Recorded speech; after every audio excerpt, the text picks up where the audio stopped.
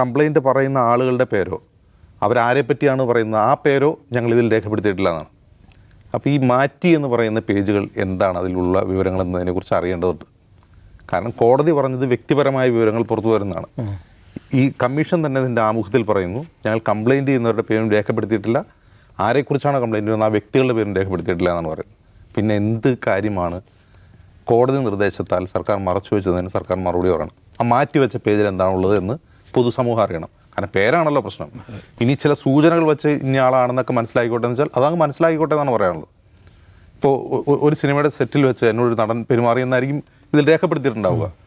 ആ സിനിമയുടെ പേരും കമ്മീഷൻ അതിൽ സൂചിപ്പിക്കണമെന്നില്ല. കാരണം അവർ അതിന് കാരണമായിട്ട് പറയുന്നത് പ്രശ്നങ്ങൾ പറയുക എന്നുള്ളതാണ്.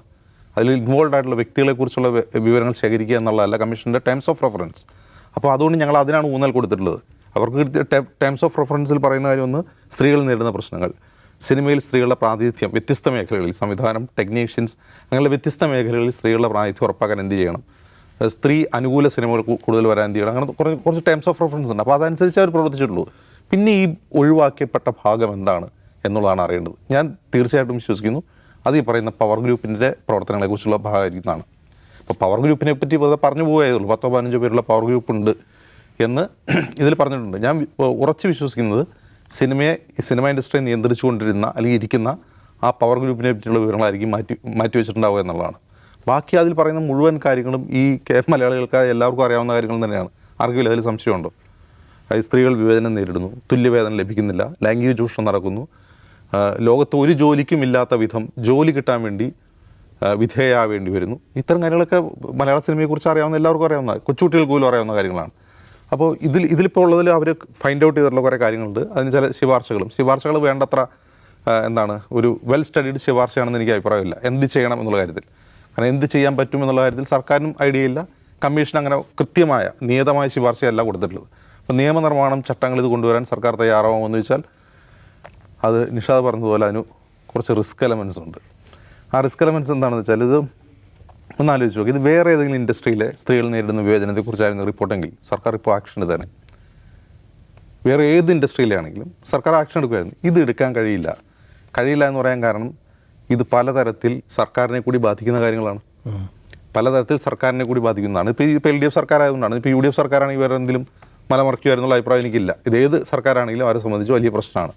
അത് പലതരത്തിൽ ഇൻവോൾവ് ആണ്. നമ്മൾ മുമ്പൂടെ ചർച്ച ചെയ്തിട്ടുണ്ട്. എക്കണോമിക്കൽ ഫാക്ടർ ഉണ്ട് അതിൽ. ഒരു ഇൻഡസ്ട്രി എന്ന നിലയിൽ നിലനിൽക്കുന്ന ഇൻഡസ്ട്രിയെ തൊടാതിരിക്കുക, അതങ്ങനെ തന്നെ പോട്ടെ എന്ന് വിചാരിക്കുന്ന ഭരണകൂടത്തിൻ്റെ ആറ്റിറ്റ്യൂഡുണ്ട്. അങ്ങനെ പലതരത്തിലുള്ള ആറ്റിറ്റ്യൂഡുണ്ട്. പക്ഷേ പ്രശ്നം അവിടെയല്ല. ഇപ്പോൾ ഇത് പവർ ഗ്രൂപ്പ് നിലനിൽക്കുന്നോ, അവർ ശക്തമാണോ, അവർ ഇങ്ങനെ ഒരു കാർട്ടൽ രൂപീകരിച്ചുകൊണ്ട് ഈ ഇൻഡസ്ട്രി കാർട്ടലൈസേഷൻ എന്ന് പറഞ്ഞാൽ പല ഇൻഡസ്ട്രികളിലും ഉണ്ട്. ഇപ്പോൾ വലിയ വമ്പൻ പ്ലെയർമാർ എന്ത് ചെയ്യും, ഒത്തുചേർന്നുകൊണ്ട് ചെറിയവന്മാരെ ഒതുക്കും. ആ പണി ഇവിടെ നടക്കുന്നുണ്ടാവും. വലിയ വമ്പന്മാർ ഒത്തുചേർന്ന് ഇപ്പോൾ ഈ മൊബൈലിൻ്റെ താരിഫ് വർദ്ധിപ്പിച്ചിട്ടുണ്ടല്ലോ, മൊബൈൽ കോളുകളുടെ താരിഫ് വർദ്ധിപ്പിച്ചറിയാമല്ലോ, എല്ലാവരോടും ഒരുമിച്ചാണ് വർദ്ധിപ്പിക്കുക.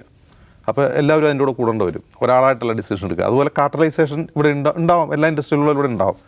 പക്ഷേ ഈ കമ്മീഷൻ്റെ ടേംസ് ഓഫ് റെഫറൻസിലെ പ്രധാന പ്രശ്നം സ്ത്രീകളുടെ പ്രശ്നമാണ്. അപ്പോൾ ഇത് വന്നതിന് ശേഷം പലരും പലതരത്തിലുള്ള വെളിപ്പെടുത്തൽ നടത്തുന്നുണ്ട്. ജൂനിയർ ആർട്ടിസ്റ്റുകൾ നേരിടുന്ന വിവേചനങ്ങൾ ഇപ്പോൾ ഇന്നൊരു ജൂനിയർ ആർട്ടിസ്റ്റായിട്ട് വർക്ക് ചെയ്ത ഒരു യുവതി ഫേസ്ബുക്കിൽ എഴുതിയൊരു കമൻ്റുണ്ട്. അവർ പറയുന്നത്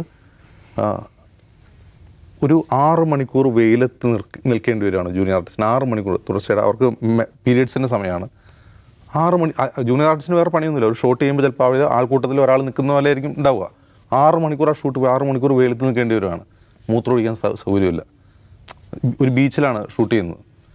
ഒന്നാലോചിച്ചോ, ഒരു പുരുഷനെ കൊണ്ട് സാധിക്കില്ലല്ലോ. ഒരു പുരുഷനെ കൊണ്ട് സാധിക്കില്ല, സ്ത്രീ എങ്ങനെ സാധിക്കും? അപ്പോൾ ഇത്തരം സൗകര്യങ്ങൾ ഉറപ്പാക്കേണ്ടത് ഇതിൻ്റെ പ്രൊഡക്ഷൻ കൺട്രോളർ മുതലുള്ള അതിൻ്റെ പ്രൊഡക്ഷൻ ടീമാണല്ലോ. അവരിൽ തന്നെ ചൂഷകന്മാരുണ്ടെന്നാണ് പറയുക. ഇവരുടെ വേതനം പോലും, ഷൂട്ട് കഴിഞ്ഞിട്ട് വേതനം പോലും കൊടുക്കാത്ത പ്രൊഡക്ഷൻ കൺട്രോളർമാരെ കുറിച്ചാണ് ഈ ഫേസ്ബുക്കിൽ പോസ്റ്റ് വന്നിട്ടുള്ളത്. അപ്പോൾ ഇതിനൊരു നിയതമായ രേഖയില്ല. ആരെങ്കിലും ഒരു 4-5 കോടി മുടക്കാൻ തയ്യാറായാൽ സിനിമ പിടിക്കുക, അതിന് ഒരു തരത്തിലുള്ള നിയതമായ വ്യവസ്ഥയില്ല എന്നുള്ളതാണ് ഈ ഫിലിം ഇൻഡസ്ട്രിയുടെ ഏറ്റവും വലിയ പ്രശ്നം.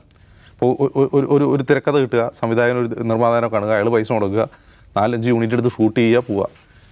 വേറെ ഏത് ഇൻഡസ്ട്രി ആണെങ്കിലും ഇപ്പോൾ ഒരു സ്ഥാപനം തുടങ്ങാൻ പോലും അതിന് നിയതമായ രേഖകളും രൂപരേഖകളും ചട്ടങ്ങളൊക്കെ ഉണ്ടല്ലോ. അങ്ങനെ ഒരു ചട്ടങ്ങളും വേണ്ടതില്ലാത്ത ഒരു ഇൻഡസ്ട്രി ആയിട്ട് മാറി. അപ്പോൾ അതിന് ചട്ടങ്ങൾ കൊണ്ടുവരിക. അതിലൊരു ജൂനിയർ ആർട്ടിസ്റ്റാണെങ്കിൽ പോലും അവർക്ക് കിട്ടേണ്ട അമ്യൂണിറ്റീസ് എന്താണ്, അവർക്ക് എന്തൊക്കെ സൗകര്യം കൊടുക്കണം എന്നുള്ള കാര്യത്തിൽ ഒരു നിയതമായ രൂപരേഖയെങ്കിലും ഉണ്ടാക്കാൻ സർക്കാരിന് കഴിയണം. സർക്കാർ ഇതൊന്നും ചെയ്യില്ല.